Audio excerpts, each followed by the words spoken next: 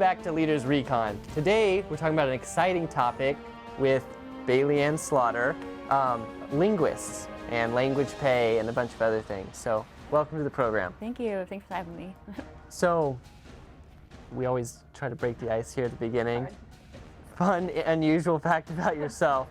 So I am on the civilian side, I am the National Guard Language Program Manager, financially and kind of training and readiness-wise. Okay. It's just an all one-stop thing. And on the National Guard side, I'm a 35 Papa, SIGINT, voice interceptor, Arabic linguist. So I know both sides really well. I've been doing it on the National Guard side I've been in for 14 years. Oh, wow. I've been doing the civilian job for 4 years this month, and I'm just really comfortable with it. I really love the program. Linguist population is a super cool group to work with, and yeah, so as we're diving into that a little bit, I feel like you're like the perfect guardsman because you work a civilian job and you're a part-time it is unusual. linguist, Yeah, know. right. So what is a linguist? Like, so there are two flavors of linguists. We have human intelligence. It's kind of the nearsighted picture for our translators, and then we have the SIGINT, signals intelligence. And that's the far-sighted, close listening. You're either interrogators or the 35 mics, the humaners. okay. And then 35 Papa, Intel, they are the ones listening from afar. You never really interact with the people. That's what the 35 mics do. So there are two different types you want to do. You can be the interrogator or just like the sit back and listener and, receive signals. And they all fall under military intelligence. They do. They're both Okay. MI, and those are our two language-dependent MOSs in the National Guard. You must maintain a language to stay DMOSQ. Okay, so if so for those people that are interested in becoming a linguist of some sort, they're going to be going into the MI field, doing one of those two things, from what I'm understanding, either working with people like interrogation or translation. If you're deployed somewhere, if you're in one of these two MI positions, is that where you will be your translator, or is that a separate field? Yeah, so they both work in teams. So the human Okay. teams would go out and do interviews if they need to go find information. Like, the MI commander has priority intelligence requirements he's trying to get after. They'll go try to get those from the people face to face. And then SIGINTers, the 35 Papas, will go out and camp out and just kind of scan the area and see if they can pick up anything. And then these are units, you mentioned earlier when we were talking beforehand that every IBCT had an MI company with... Yes, the Brigade Engineering Battalion, and Okay. they'll have a MICO in there, and that's what I used to be in with the 76 in Indiana. And I was part of a profit team lead. It was tactical, it was out in the field all the time. And about how many linguists usually are in a IBCT like that?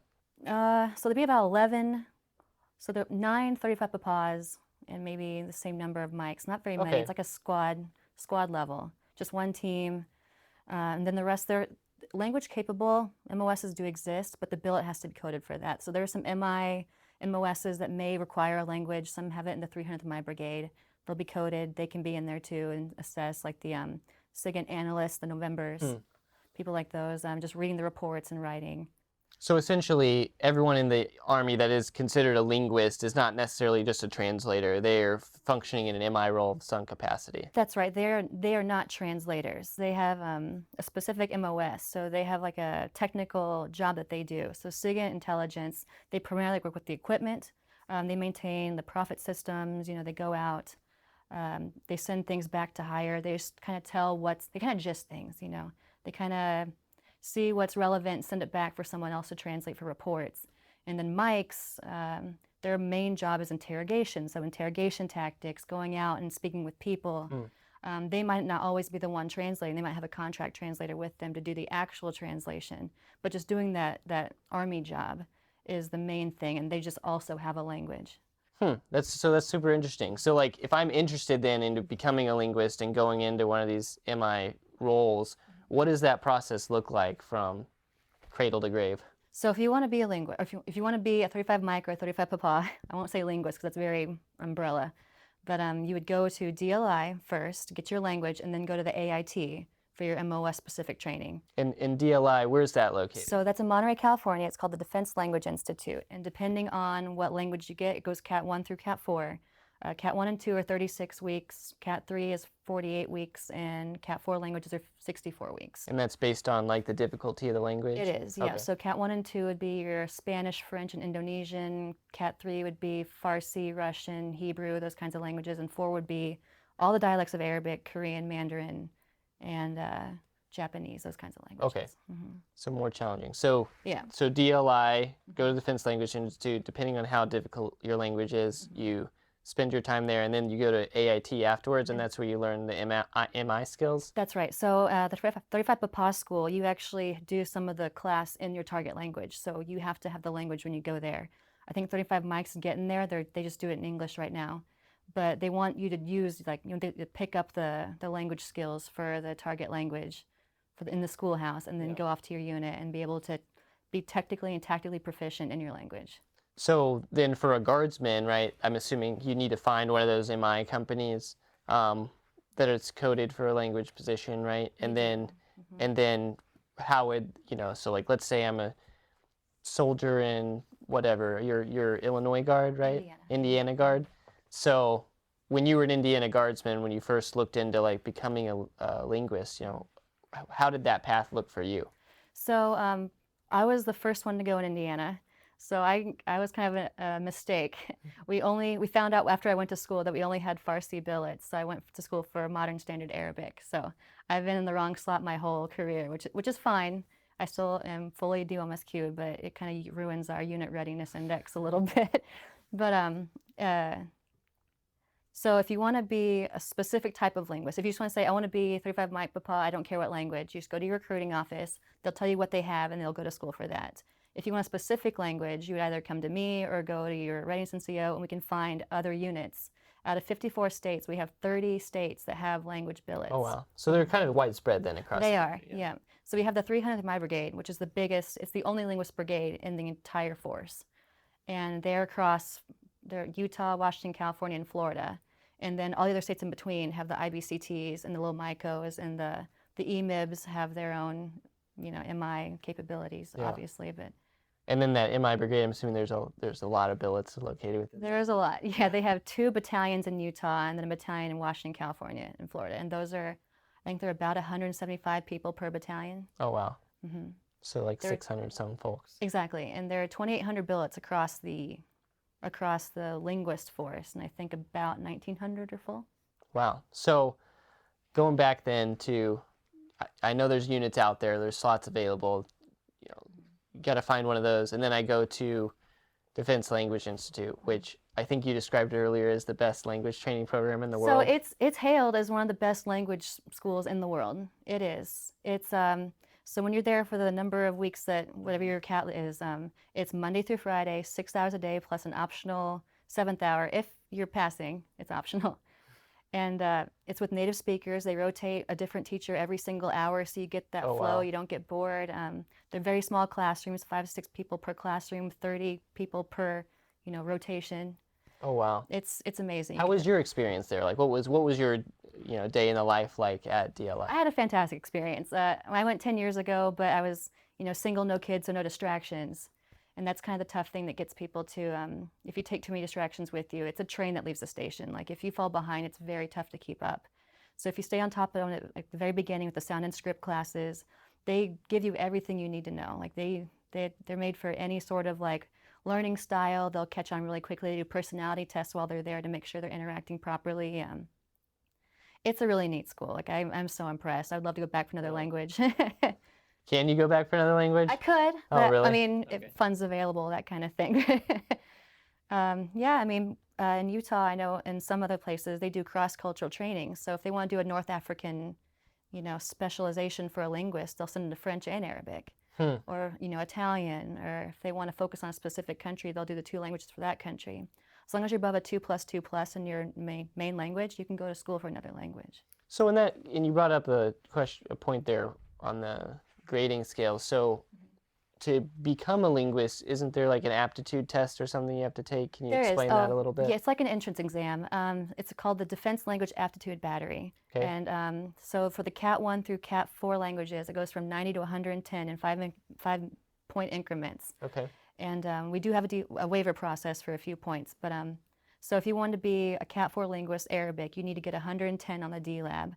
And it's one of those crazy tests where it's like it's a made-up language, and they start feeding you like made-up, sentence structure, and you got to follow it pretty quickly. And It's interesting, but we have a waiver process now where if you have a high enough GT and ST score, you don't have to take it, or it can supplement a lower score so you can get into the course that you want. Oh, really? Is there a GT minimum requirement score? It's just like high 1 teens, high 120s, like just reasonably high with, Okay. you know, the proper experience. We've gotten a lot of waivers pushed through this year, I think about 30, and we usually send about 50 anyway. So we've gotten a good Oh, wow. feedback on our waiver process. So I take the D lab, right? And that helps get me into DLI. And then after DLI, go to AIT and then back to my unit for whatever That's right. ongoing drill process, right?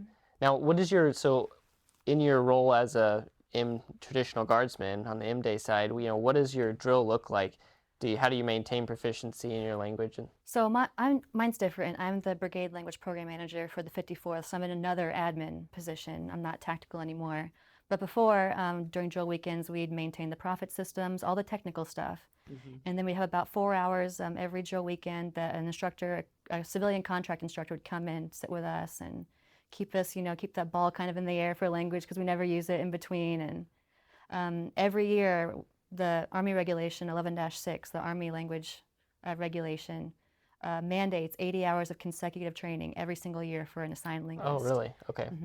So it's like almost like a licensing requirement. You got Exactly. It's called a significant language training event, a SLATE. And for active component, it's 150 hours. But for the National Guard and Reserve, it's 80. But all of our classes are 4 to 5 weeks. It's what you need. You know, 2 weeks is not enough unless you're one-on-one with an instructor if you never use it during the year. So that's what my program does. We provide the training and the funds for these courses, and we try to make it as personalized as you need. Like if you think you need 5 weeks, we'll get you a 5-week course in whatever proficiency we want with whatever, you know, teacher you want. Like that's what we do.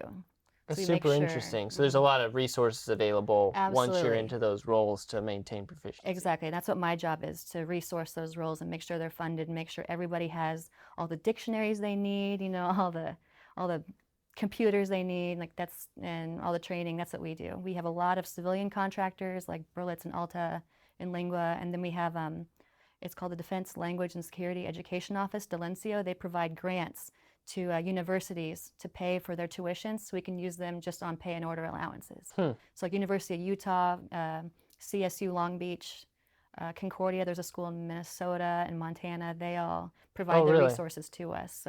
So then, you know, kind of shifting gears a little bit, you know, I guess we're following the life cycle of someone becoming a linguist. You know, so you're at your unit. Can you give us some examples from, you know, I'm sure you've seen a lot of soldiers come out of the training and then get deployed or utilized. What's a unique or interesting example you've seen for soldiers coming out of that program and then getting utilized from a guard perspective? So I'll use the DARI thing that we have going on right now, the Operation Allies Welcome, that's going on right now.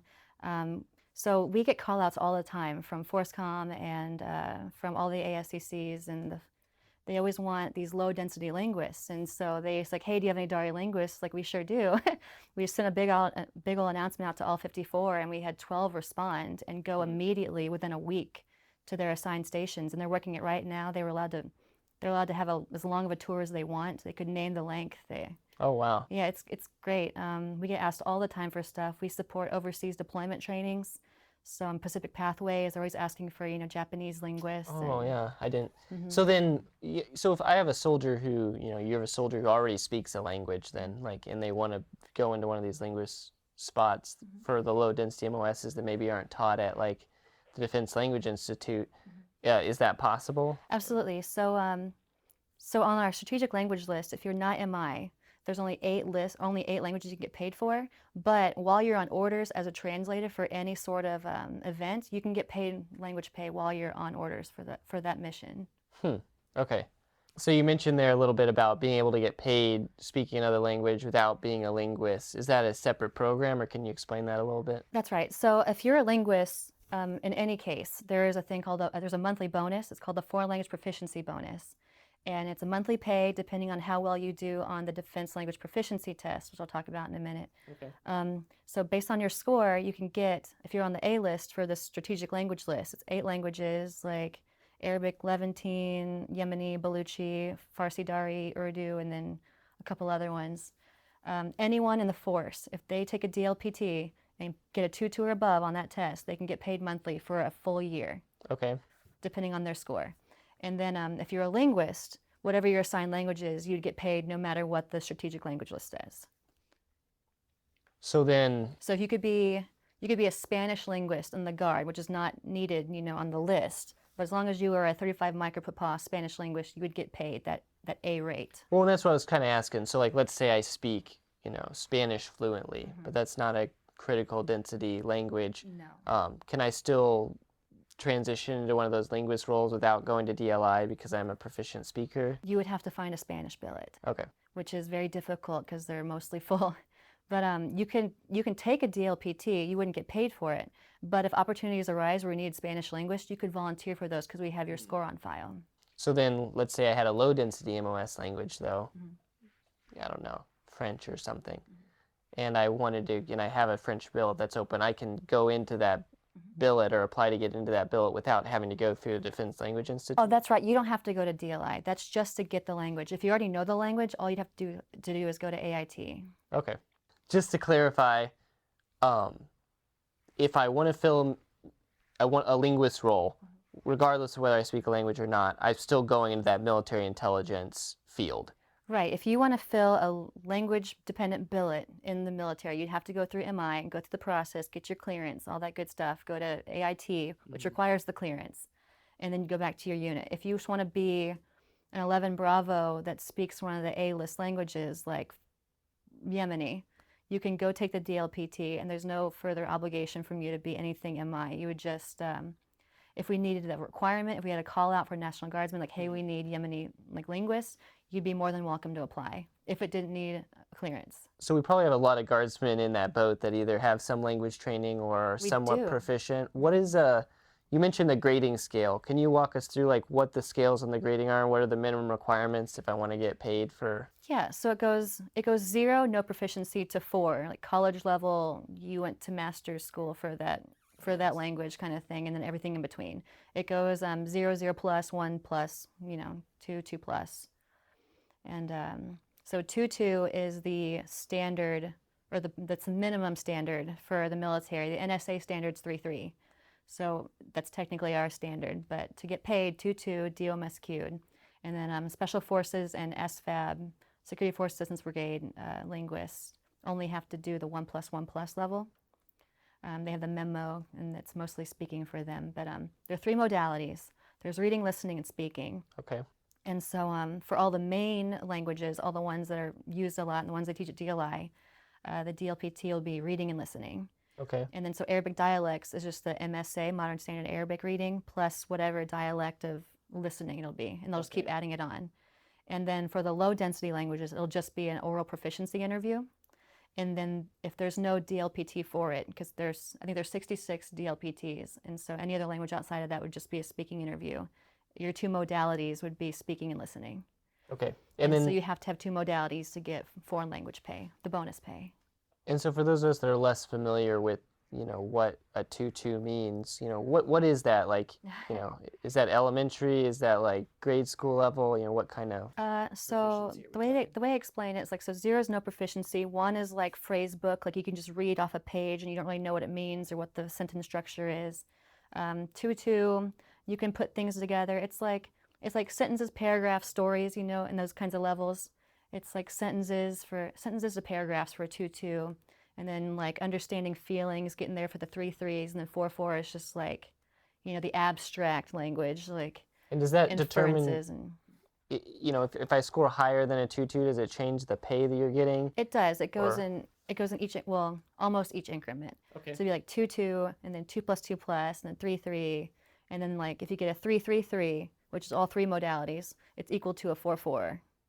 And the 4-4 is the highest. I've only seen a few. It's an incredible achievement to get a 4-4. So you said 2-2s, you're working your way around, but 4-4 is that's the minimum standard for the military, and it gets you by. I can feel pretty good with a 2-2. I can get around, and I can get main ideas across, but I wouldn't want to be my commander's sole interpreter, Mm-hmm.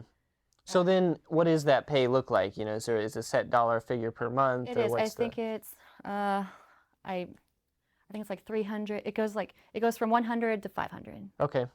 and then increments of 50. Depending on which score. language you speak, or No, just the that's score? just the score. Okay. They're all paid the same, no matter what language. It's just based off that DLPT score. And there's paid for any language, or is it just the critical need languages? So if you're a linguist, any language that's your main language. It's called a CLANG, a control language. Okay. Any linguist with a control language gets paid the top rate for that language. So whatever your score is, it's that. And then for those 8 languages, anyone in the force can get it's between A and B. And can you refresh us on what those 8 languages were? Yeah, it's Arabic, Levantine, Yemeni, Baluchi, Farsi, Dari, and Urdu, and there are a couple others. Okay. They're not off the top of my head. You can Google. So if you do Army HRC language on Google, Okay. it pulls you up to the HRC page, and it has the entire list on there. And it's supposed to change every year, but I think this one's from 2019, the most recent one. Okay. And then that's something that you'd have to refresh the test on then every year? Yes, so to maintain your qualifications as a linguist, as a micro papa, you'd have to take the test every single year. The test is good for 365 days. And then if you're just a random soldier trying to Same maintain thing. your language base, same thing? Same thing. Yeah, it'll count as expired after that last day. Hmm. And you can take it up to 6 months in advance. So people usually overlap by a month or 2 to make sure.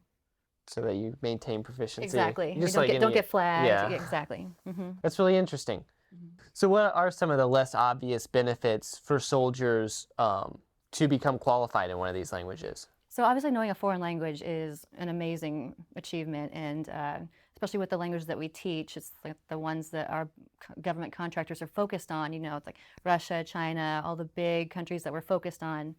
You'll be a proficient linguist coming out of the gate with this thing, and we have the resources to teach you and keep you current. We can enhance your language, we can sustain it, we can do amazing things with it. So if you're a guardsman, you can use our money, go to school, get your language, and they also give an associates too, DLI for your language. Oh, really? I should have mentioned that earlier, but an Associate of Arts from the Defense Language Institute, which is the only degree given by Congress.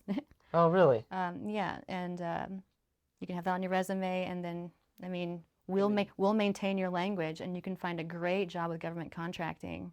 Have you done any government contracts yourself? Or? I have not. I've just been doing the language program here, but I've been pushing those resources out. We get announcements all the time, and I push them all the way to the state level. It's a really sought after skill. Yeah, I'm assuming, especially with the linguist having like a security clearance, the clearance, as well the as linguist, exactly, and then we can maintain it too. So there's never fear of going sub-proficient.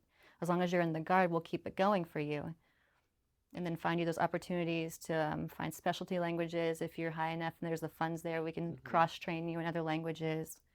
Now, and that's just for linguists, just to clarify. Like let's say I scored a 2.2 in, Dari or something, and I maintain that language, but I'm an infantryman or I'm an MP or whatever. Is there any resources for me to try to maintain that language that are you could provided ask by your the military? G3, but the language program is a G2 program, so it's just for our assigned 35 series.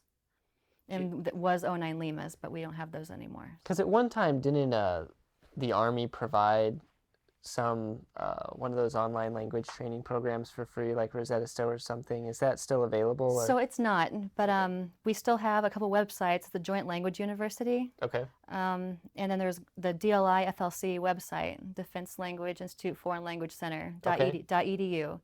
They have a boatload of language training, like initial acquisition things on there. My program. That you can just. Yeah, you can just jump on there and Okay. see. Yep, they have all kinds of cool stuff. They have an accent library for certain languages too, so you can hear how they sound. And you can practice your own on the website. So you don't have to have a login or anything. You can just jump in there. Oh, wow. And just to be clear too, with my program, I support existing linguists in the Guard, just sustainment and enhancement training. Initial acquisition is the G3 program. Yeah, a little bit different. It is a little bit different. Do you have any advice, though, for soldiers who, whether they're wanting to become a linguist or are looking for some of those resources? Do you have some advice from your perspective or from the students that you've helped on the, the maintenance side for, first steps or things that they should do? Yeah, absolutely. I would suggest if you know someone that's been a linguist, get with them and ask them their experience. Going to DLI, I can't stress enough, take as few distractions as you can with you, because it is a train that leaves the station. And unfortunately for the National Guard, unlike the active component, if you do poorly in a course, they roll back, we get sent home. So we don't get that second chance that they do because the funding is different. So Okay. you really have to focus, you really have to take it seriously. And then after that, the AIT is just natural, it's easy. That piece of it But is easy. the school is no joke. That's what I can say too. Take it seriously, start off early. I'd say practice before you get there, just a basic sound and script stuff, handwriting if it's a foreign language. And I know you just mentioned some resources that are available for those interested in learning languages, but is there any other resources that you would recommend to soldiers, whether it's on the maintenance side or initial acquisition? For the maintenance side, I can get any of our linguists free material from NSA. They gave us that option during our G2 workshop a few weeks ago. Oh, wow. I just come through me. I can get a whole stack of books for them just for free. Just send it right to them. For initial acquisition, people brag about Duolingo, Duolingo, those kinds of little websites. Like just to get you familiar with a foreign script. If it's like Spanish or French, it's a little different, but the alphabet is critical to learn. Just right off the bat. Arabic, reading the backwards, I guess Yeah. that's a little challenging, right? I guess that's why I like Arabic so much, because I'm left-handed. Well, it works out It then. doesn't get the smudge on my hands. Yeah, so thank you so much for coming today and sharing some of your experience here and some of these unique resources for guardsmen. No, thank you for having me. The language program is great. The linguist population is awesome. It's a great group to be with if you want to join. If you would like more information on any of the topics discussed today, please visit our social media pages in the links below. Tune in to Leaders Recon over the next few weeks as we bring in today's leaders and pioneers to discuss their experiences, share their wisdom, and help you grow as a leader. If you like this episode of Leaders Recon, please don't forget to subscribe below and leave us a 5-star review. You can find us wherever you listen to your favorite podcast.